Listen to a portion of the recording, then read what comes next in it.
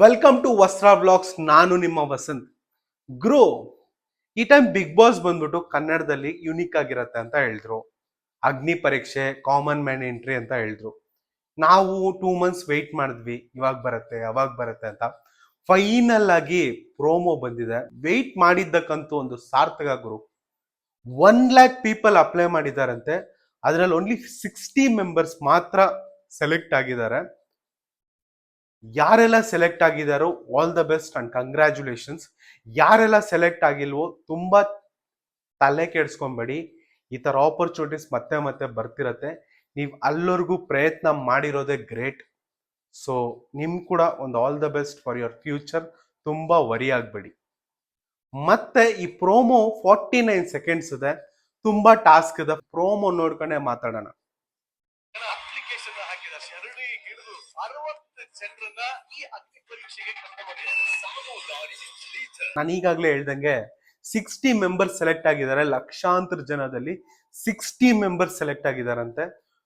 So first promo start ಆಗಿದ ತಕ್ಷಣ ಚಂದನ್ ಶೆಟ್ಟಿ ಒಂದ್ ಲೇಡಿಗೆ ಪಾಪ ಸಗ್ನಿ ಬಂದ್ಬಿಟ್ಟು ಫೇಸ್ ಪ್ಯಾಕ್ ತರ ಹಾಕೊಂಡ್ಬೇಕು ಅಂತ ಹೇಳ್ತಾರೆ. ಸೊ ಸೇಮ್ ತೆಲುಗು ಅಲ್ಲಿ ಕೂಡ ಇದೇ ಸೇಮ್ ಫಾರ್ಮೆಟ್ ಟಾಸ್ಕ್ ಇರತ್ತೆ. ಸಗ್ನಿ ಹಾಕೊಳೋದು, ಹಾಕೊಂಡಿರೋ ಟಿ ಶರ್ಟ್ ನ ತೆಗ್ಬಿಟ್ಟು ನೆಲ ಒರೆಸೋದು, ಮೊಬೈಲ್ ನ ಹೊಡೆದಾಕೋದು, ಇದೇ ತರ task. Same format of task Telugu ಅಲ್ಲಿ ಅಗ್ನಿ ಪರೀಕ್ಷೆಯಲ್ಲಿ ಆಲ್ರೆಡಿ ನಡೆದಿದೆ. ಇದ್ರಲ್ಲಿ ಕೂಡ ಸೇಮ್ ಅದೇ ಫಾರ್ಮೆಟ್ ನ ಫಾಲೋ ಮಾಡ್ತಿದ್ದಾರೆ. ಒಂದೇನಪ್ಪ ಡಿಫ್ರೆನ್ಸ್ ತೆಲುಗುಗೂ ಮತ್ತೆ ಕನ್ನಡಗೂ ಅಂದ್ರೆ, ತೆಲುಗು ಅಲ್ಲಿ 3 ಜನ ಜಡ್ಜಸ್, ಒಂದು ಆಂಕರ್ ಇದ್ರು. ಕನ್ನಡದಲ್ಲಿ 4 ಜನ ಜಡ್ಜಸ್ ಇದ್ದಾರೆ, ಮತ್ತೆ ಒಂದು ಆಂಕರ್ ಇದ್ದಾನೆ. ಸೊ ಸೇಮ್ ಇಷ್ಟೇ.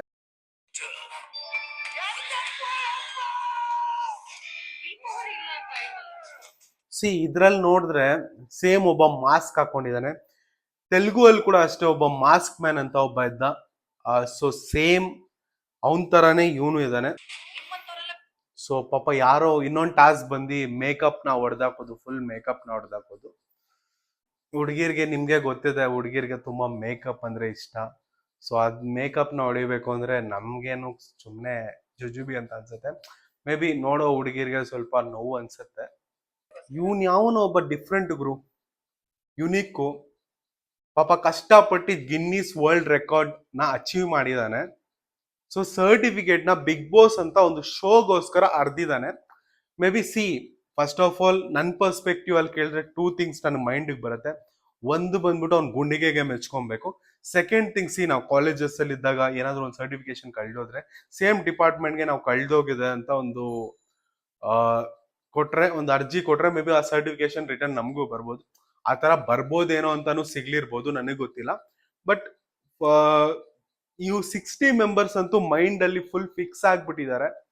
ಹೆಂಗಾದ್ರೂ ಏನಾದ್ರೂ ಮಾಡಿ ಸೆಲೆಕ್ಟ್ ಆಗ್ಬೇಕು ಅಂತ.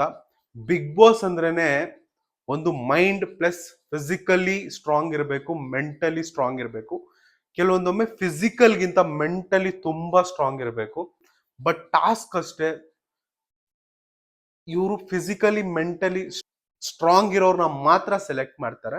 ಸೊ ನೋಡೋಣ.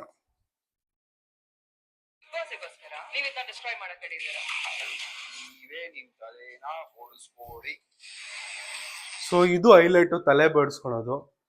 ಸೊ ಸೇಮ್ ಇದೇ ತರ ನಾನು ತೆಲುಗು ಅಲ್ಲಿ ಹೇಳ್ದಂಗೆ. ತೆಲುಗು ಯಾಕೆ ರೆಫರೆನ್ಸ್ ತಗೊಂತಿದೀನಿ ಅಂದ್ರೆ, ತೆಲುಗು ಅಲ್ಲಿ ಮುಂಚೆ ಇದೇ ತರ ಫಾರ್ಮೆಟ್ಸ್ ಇತ್ತು.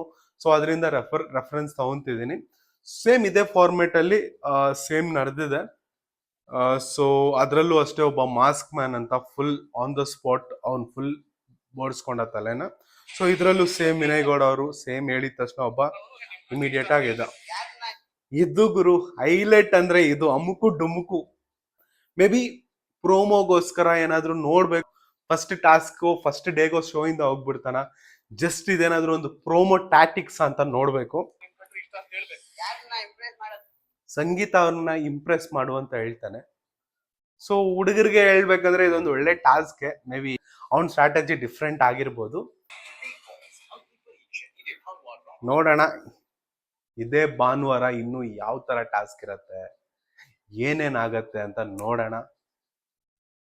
ಇದೇ ತರ ವಿಡಿಯೋಸ್ಗೆ ನಮ್ಮ ಪೇಜ್ನ ಫಾಲೋ ಮಾಡಿ. ಇದು ನನ್ನ ಫಸ್ಟ್ ವಿಡಿಯೋ. ಏನಾದ್ರೂ ತಪ್ಪುಗಳಿದ್ರೆ ಕ್ಷಮಿಸಿ.